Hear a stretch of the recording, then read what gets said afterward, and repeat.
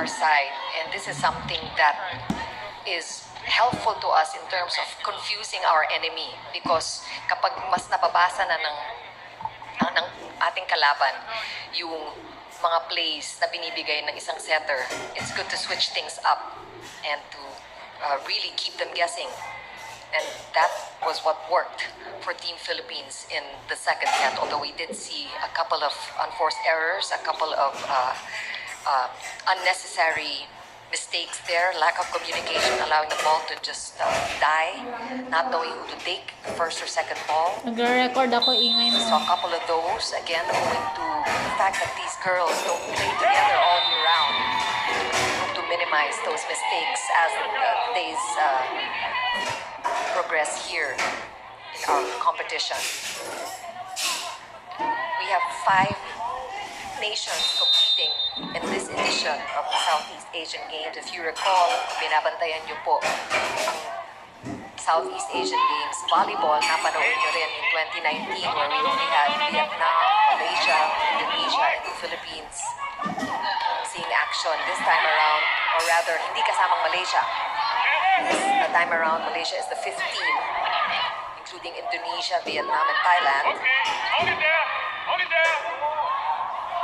And as we soak in the early action here, just to explain the way this competition format goes, it's pretty straightforward. We have 5 teams competing, and they will have a single round robin. They will meet each other once, and after that, they will be ranked 1 to 5.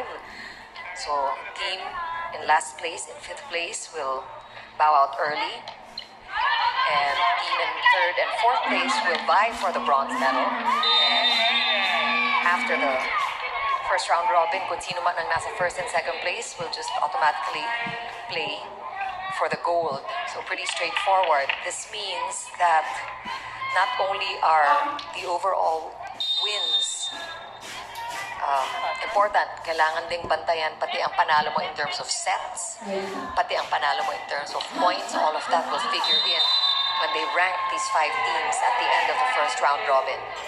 And so far, things have been going great for the Philippines. We have not given up a set yet.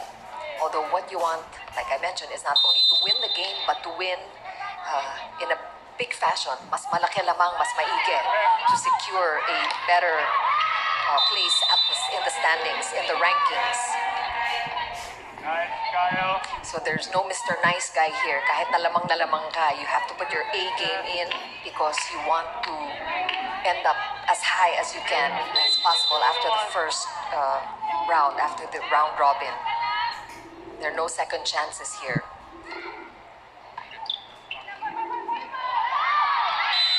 And this should be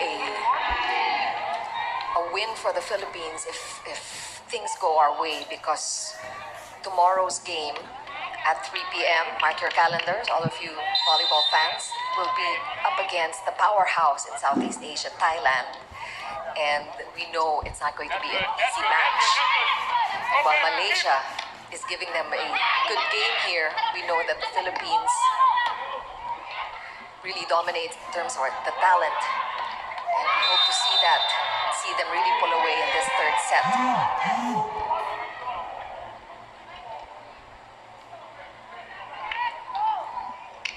We see mistakes early on here. Offensive, the blocks there not good enough. Nalalaglagan ng ating blockers. Ng bola. Oh!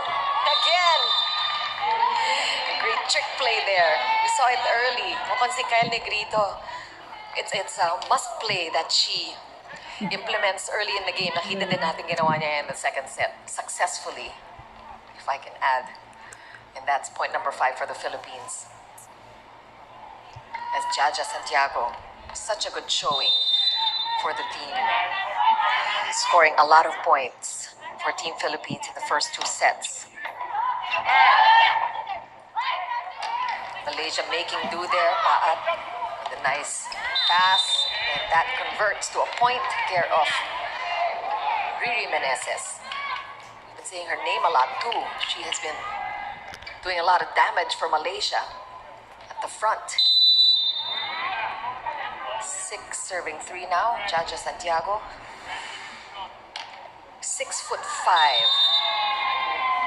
Sometimes we forget how tall she is, especially when we enter the international arena. Nakakakita na rin tayo ng matatangkad na player. But clearly, she is the tallest among all the players here. Malaysian squad, medyo nang liliit compared to Jaja.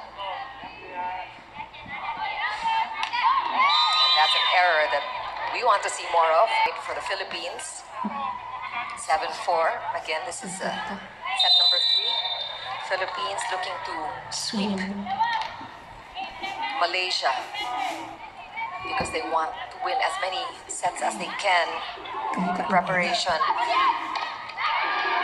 for their meet-up against Thailand, which is happening tomorrow. They don't want to give up any sets. Kung maaari, mas straight nila ang Malaysia. Looking good so far at this timeout.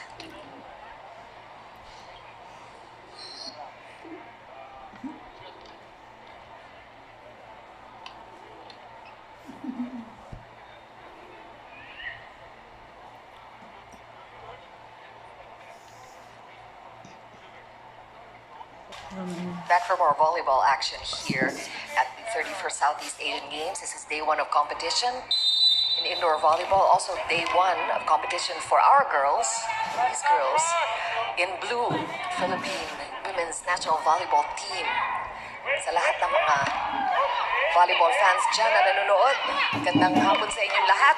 I know you're enjoying this action. Na-miss niyo yung mga players na to for a while who were in Brazil just right before the SEA Games, just to try to soak up as much as they can from Coach Jorge Brito and just learn as much as they can from the Brazilian system to see what they can use and what they can apply and adapt to our type of game.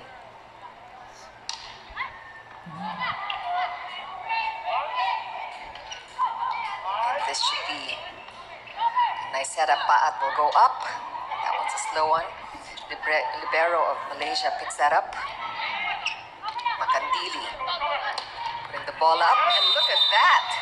Cespolina just making do with that underhand set and finding the libero again and scoring point number 10 for Team Philippines. This is the way the second set started as well for our girls. And this time, we're hoping na hindi na nila pabayaang makahabol ang Malaysia. Malaysia, somewhat of a slow starter para silang mga nagpapainit na makina.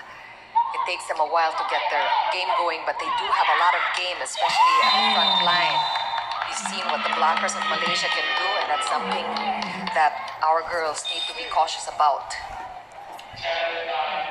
And I think these are the adjustments that Coach Jorge made at the timeout to play against the block, to anticipate where they will be positioning themselves, and so far nalalagpasan natin.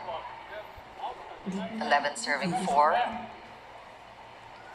Malaysia in the meantime trying to figure out the offense also of the Philippines, and we saw the benefit of having 2 great setters from Team Philippines. We saw both Kyle Negrito and Iris Tonalada leading the way for our girls in the second set. So we have a deep bench, and half of them also making their debut here in the SEA Games. Iris has never played in the SEA Games in spite of all of the experience that she's had in the US. And I'm sure she's glad to be playing for flag and country. That's another point. Again, the efficiency of our attackers, mostly coming from the right side. Seen a lot of success coming from our right side hitters. Cespolina serves. This is going to be a freebie. We will set up. That one was a botched set. Hindi sinayang ni Meneses ang regalo ng Malaysia. Pwede na rin. Palitan lang sila ng mga unforced errors, but this time, Meneses capitalizing on that. Ria Meneses is really doing so much for Team Philippines. And that one, again, an unforced error from Malaysia that we just welcome.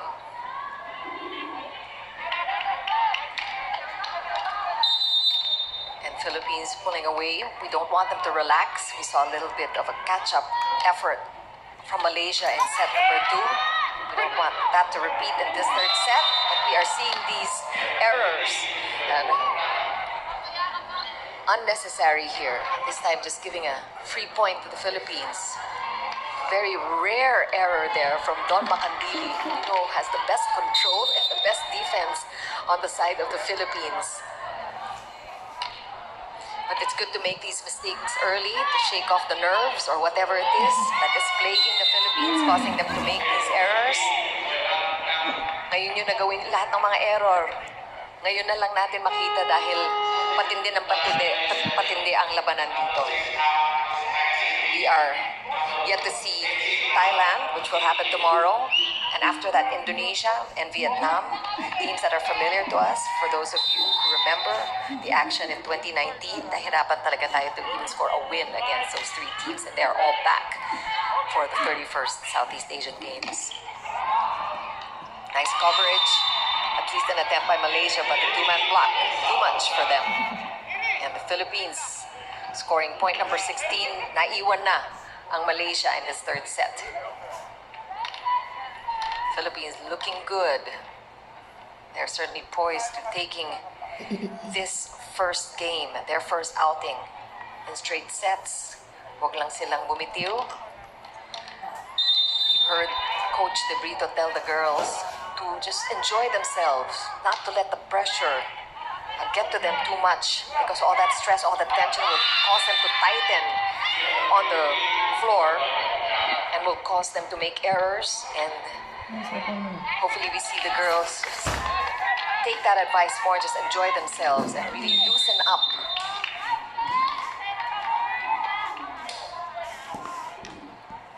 (17-5). Cez Molina there continuing to challenge the Malaysians with her serve. Paat there.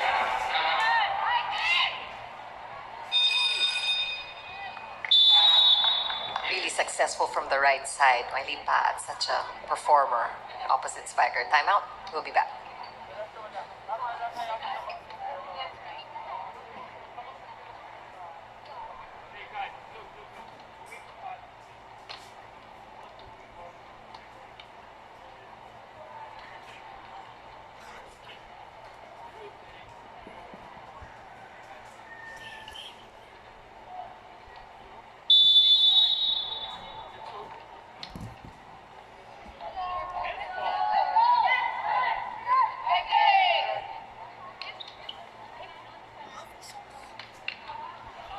Back for more volleyball action here at the 31st Southeast Asian Games. Chikiro Puno joining you, all of you who are enjoying this performance by our girls.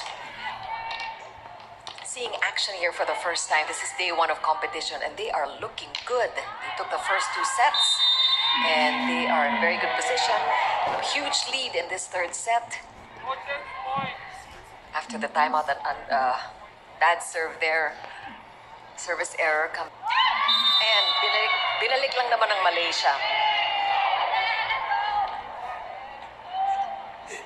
I think the girls in blue, our girls, have successfully shaken Team Malaysia up and really showed them who's boss. Medyo hindi na makaporma ang Team Malaysia in this third set.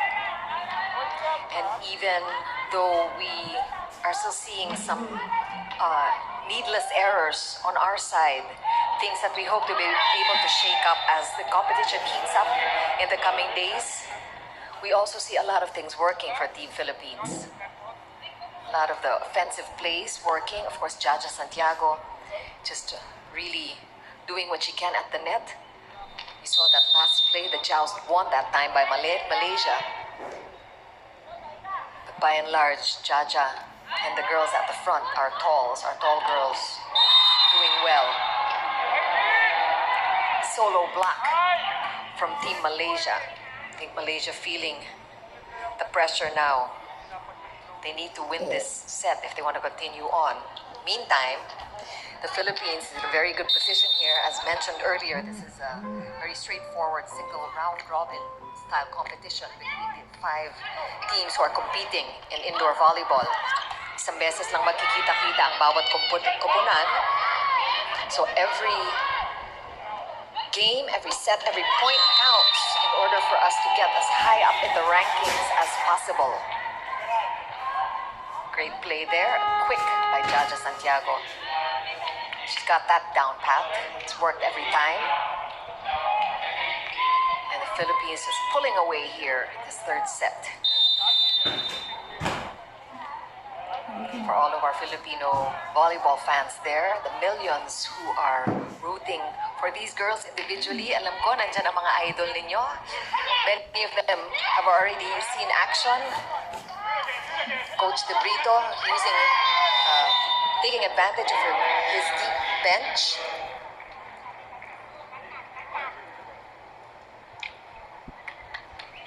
And that's a solo block that sails outside, and that's a point for Malaysia.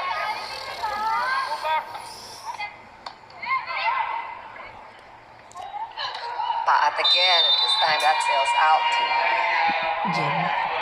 Forced error there from behind the attack line. Napalakas. 10 serving 20 now. This is still a 10-point deficit that Malaysia has to catch up and make that 11 points via that service error. Looking for 4 more points to win this first match.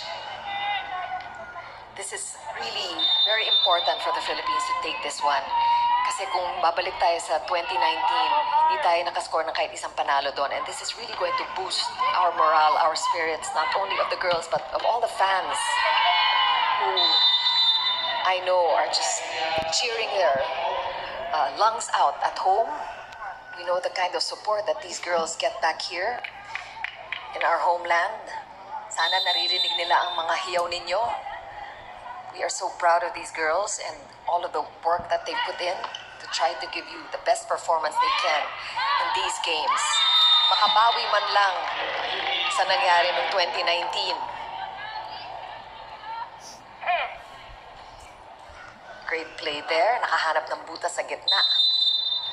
As Molina. Such a smart player. Giving Team Philippines its 22nd point. Jaja Santiago. And a block by Vanessa. Sayang. Almost. Not quite though. Just a little bit of a gap there na natulungan lang ng net.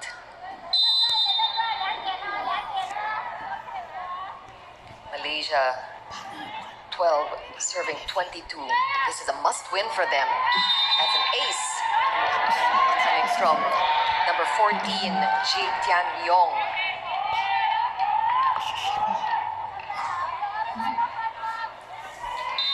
Still a 9-point deficit. Malaysia needs a lot of catching up to do. In the meantime, the Philippines wants to stop them now and win this third set and the match. We are certainly on our way. Great save there by Molina. Put away by Ria Meneses.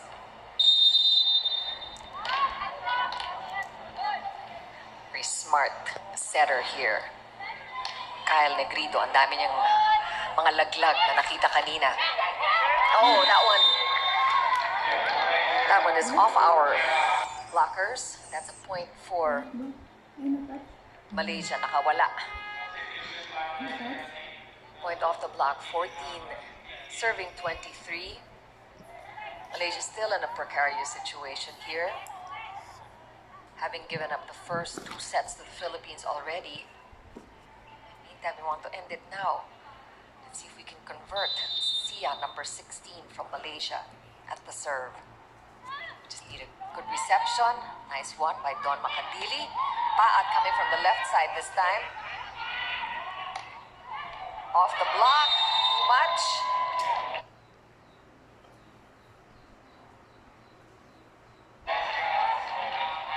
Malaysia really hanging in there. That's the team captain. Low, number 10 of Malaysia scoring.